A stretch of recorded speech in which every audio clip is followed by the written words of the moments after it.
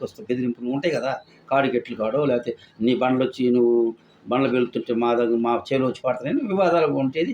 ఆయన ఒక్కడే వాళ్ళకి సమాధానం చెప్పలేక ఊళ్ళో ఎవరయ్యా మంచి మాటకారి కావాలంటే అప్పుడు రాజారెడ్డి గారి పేరు చెప్తే ఆయన అప్పుడు ఆస్ట్రేలియాలో ఆయన కొంచెం బాగా మాటకారిగా అంటే పవర్ఫుల్ మ్యాన్గా అనుకోవాలి.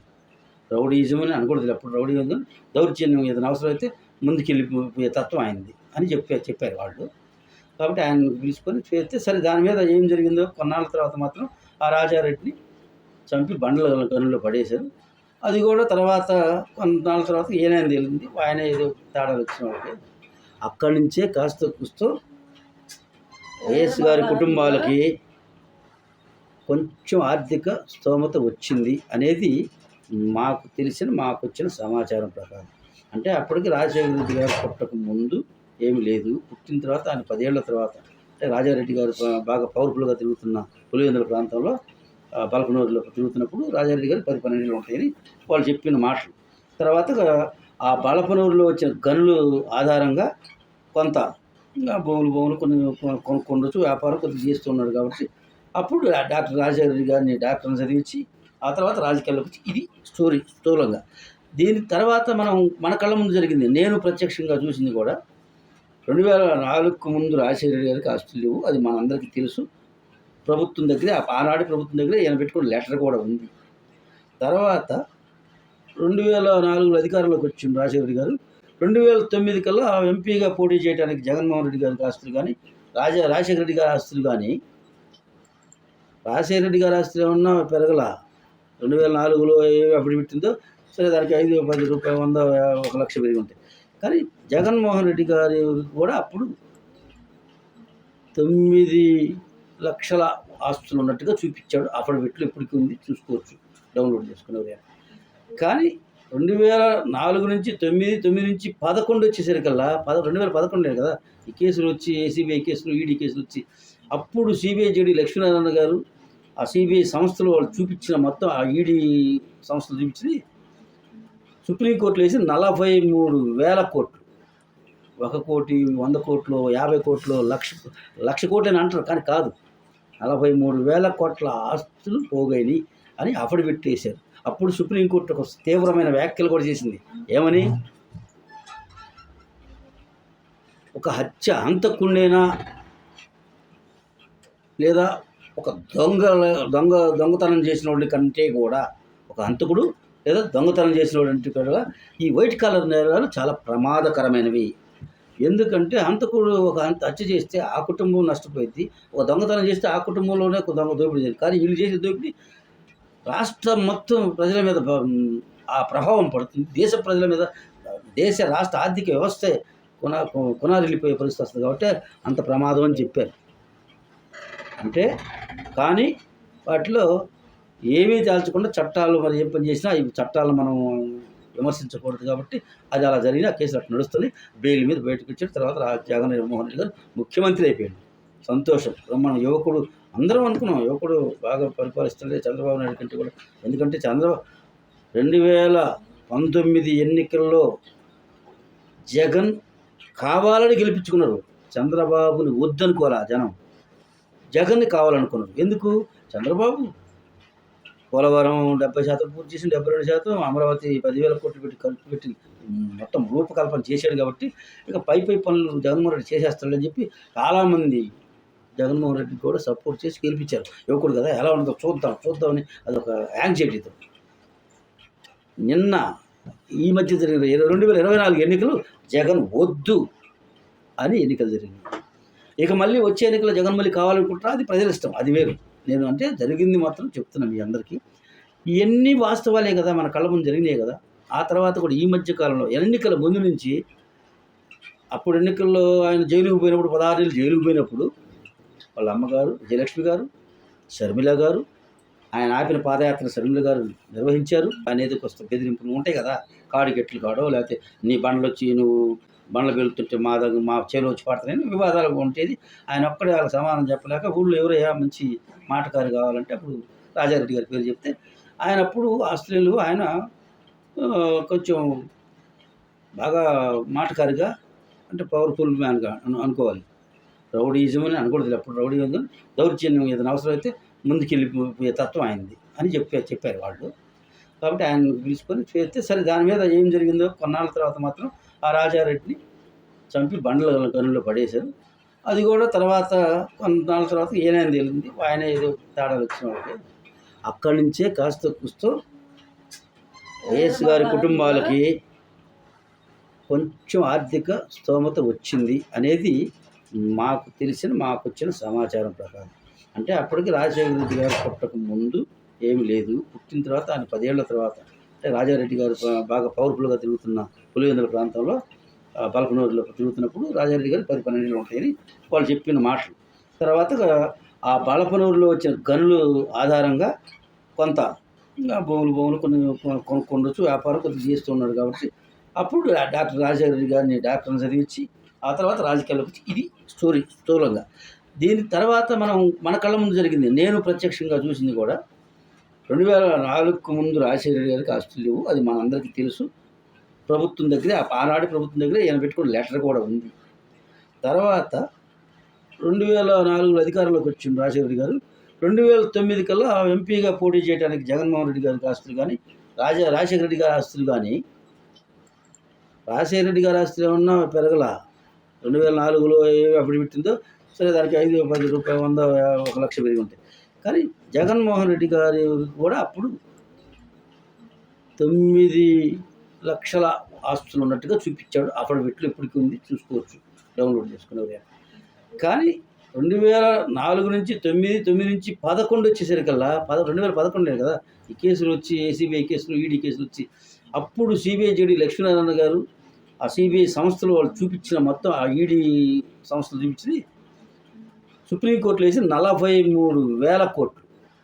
1 కోటి, 100 కోట్లు, 50 కోట్లు, లక్ష కోట్లు అని అంటారు, కానీ కాదు, 43,000 కోట్ల ఆస్తులు పోగాయి అని అఫిడవిట్ వేశారు. అప్పుడు సుప్రీంకోర్టు ఒక తీవ్రమైన వ్యాఖ్యలు కూడా చేసింది.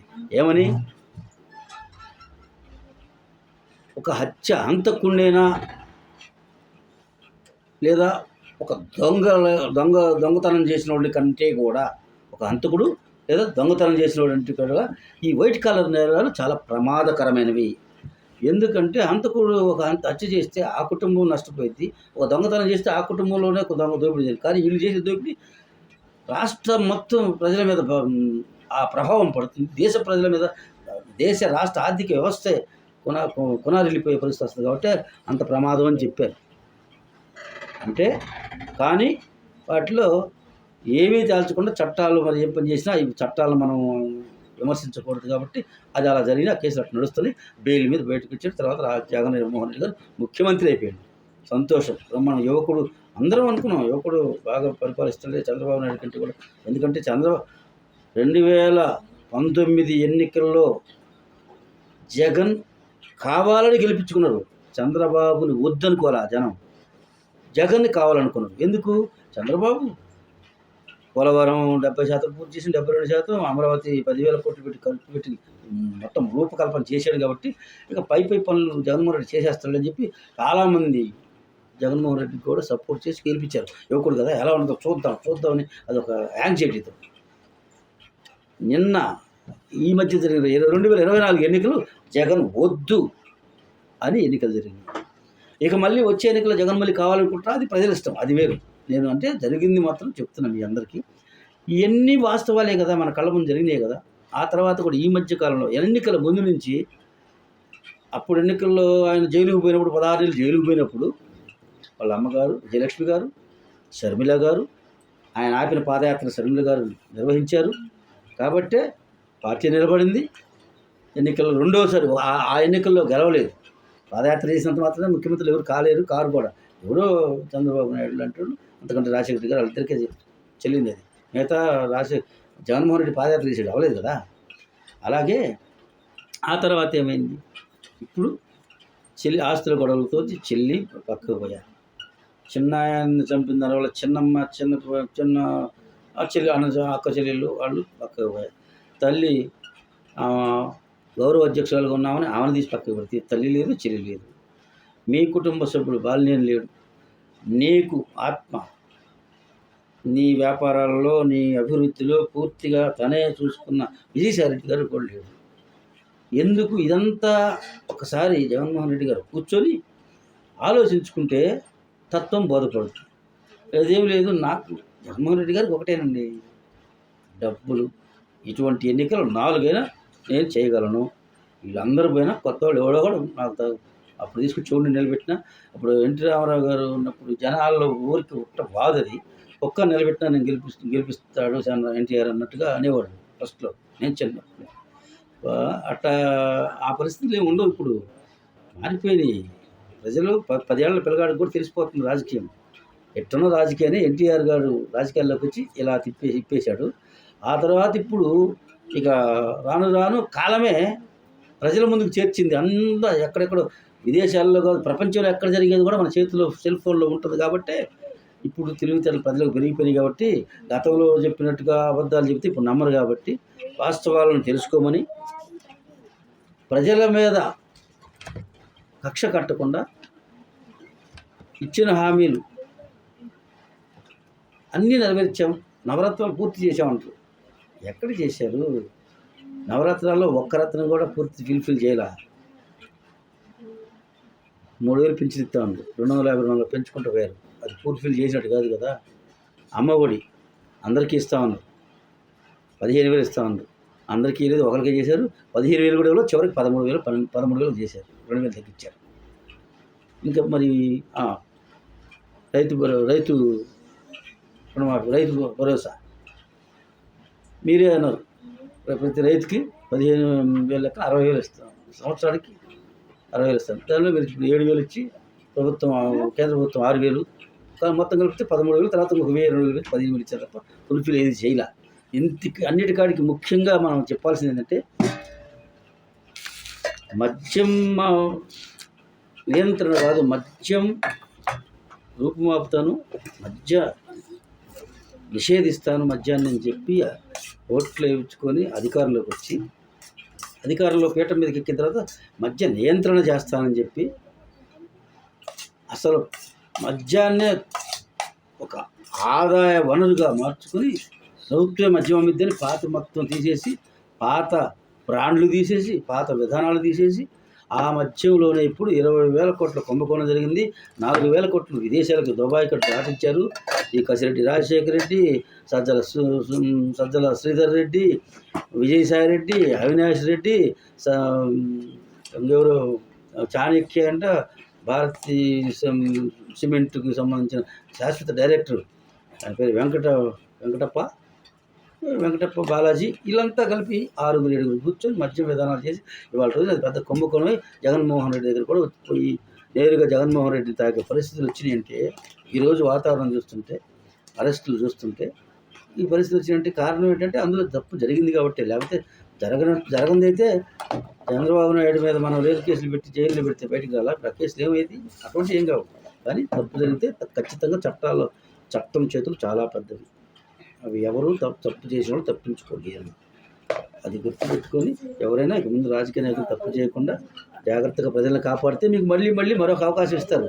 తప్పులు చేస్తే మీకు అవకాశాలు ఇవ్వరు. కాబట్టి ఈ విషయాన్ని ప్రజలందరూ తెలుసుకోవాలని, అప్రమత్తంగా ప్రజలు ఉండాలని, అబద్ధాలను అసత్యాలను నమ్మొద్దని తెలియజేసుకుంటూ సెలవు తీసుకుంటాను. జై హింద్.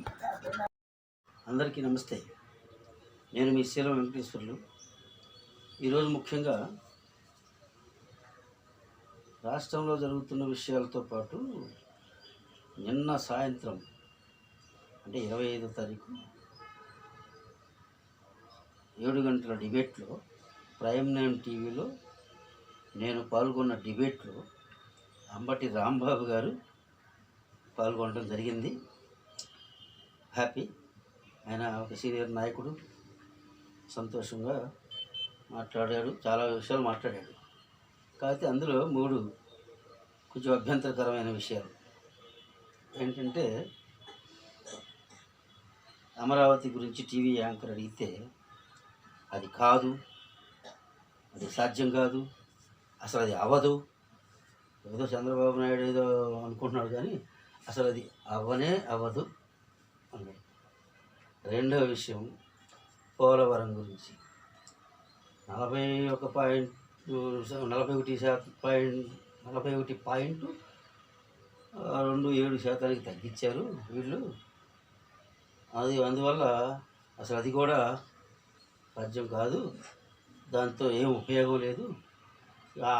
దాని ద్వారా బనకచెర్లకు నీళ్ళు తీసుకెళ్ళటం అసలే సాధ్యపడదు. ఎన్ని చంద్రబాబు నాయుడు వేస్ట్ పనులు చేస్తున్నాడు, పనికిరాని పనులు చేస్తున్నాడు. రాష్ట్రంలో ఒక్క ఉపయోగం లేదు. అసలు చంద్రబాబు నాయుడే వేస్ట్. చంద్రబాబు నాయుడు ఈ రాష్ట్రానికి పట్టిన దరిద్రమో శనో ఏదో భాష వాడింది. అంటే ఈ రాష్ట్రానికి చంద్రబాబు నాయుడు శని అనే విధానంలో. ఇక మూడవ అంశానికి వస్తే, ఏదో కేసులు పెడుతున్నారు. ఇవన్నీ ఏదో వాళ్ళు చేసిన తప్పులను కప్పిపుచ్చుకోవడానికి మా మీద కేసులు పెడుతున్నారు. అరాచకం బరాచకం.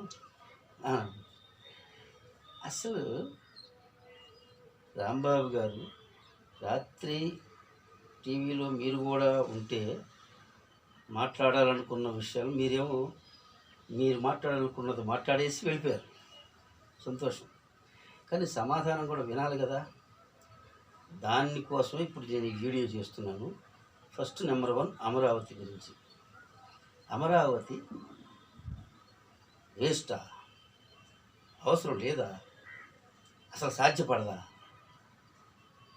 ఎంత దారుణంగా మాట్లాడుతున్నారు. మీ వయసు ఏంటి? మీ అనుభవం ఏంటి? ఎప్పుడో 2004లోనో 2000 మీరు నాకు తెలిసి 1999లోనో 2004లోనో ఎమ్మెల్యే మీరు నాకు తెలిసి, సబ్జెక్టు కరప్షన్. అలాగే 2004 తర్వాత కూడా మీరు రాజశేఖర రెడ్డి గారి గవర్నమెంట్లో ఉమ్మడి ఆంధ్రప్రదేశ్లో ఎమ్మెల్యేగా చేసినతో పాటు ఆ తర్వాత నెక్స్ట్ టైం ఊడిపోతే ఏపీఐఏసీ చైర్మన్గా కూడా చేశారు.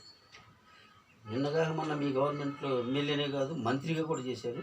అందులో నీటిపారుదల శాఖ మంత్రిగా చేశారు. ఆ ప్రభుత్వంలో గత 5 ఏళ్ళు మీరు మంత్రిగా వెలగబెట్టారు కదా.